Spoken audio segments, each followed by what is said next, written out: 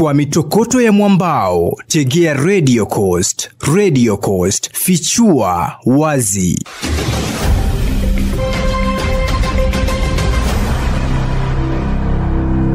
Kongamano la kimataifa la kuboresha soka na pia ufadhili wake umeng'oa nanga hapa Mombasa, likishirikisha shirikisho la soka nchini FKF na waandalizi.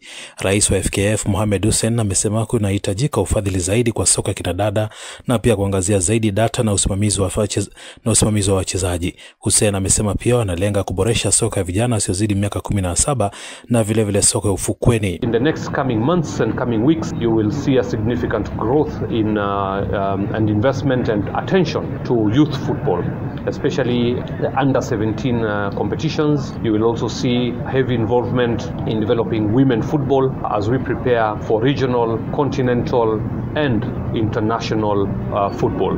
This particular region has recently hosted a very successful beach football in Kwale.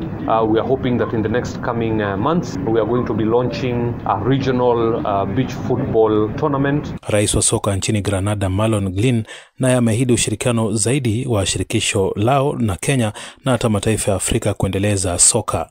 I know we can do it together. As I said earlier, between Caribbean and Africa, we have about 79 members in FIFA, and there is no reason why we should not be dominating the global space. For too long, we've sat back and been dictated to.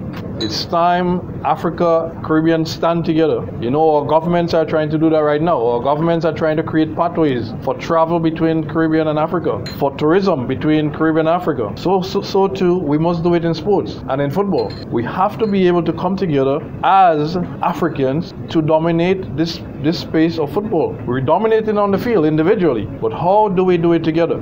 Kwa upande wao waandalizi wa kongamano hilo wanasema japo soka ya Afrika inakabiliwa na changamoto, kuna mianya ya kuiboresha kupitia ufadhili mbalimbali na kuifanya mpira wa miguu kama biashara. We need to move beyond the pitch in order for us to develop football sustainably.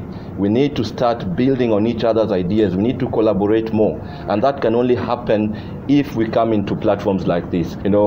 Sometimes there are usually, challenges in terms of how do we work together as stakeholders. But rest assured, our president here, but the Football Foundation is all about collaboration, and that should be our focus when it comes to building Africa. Mimi ni George Otieno na hii ni Radio Coast. Mitokoto ya mwambao na Radio Coast. Radio Coast, fichua wazi.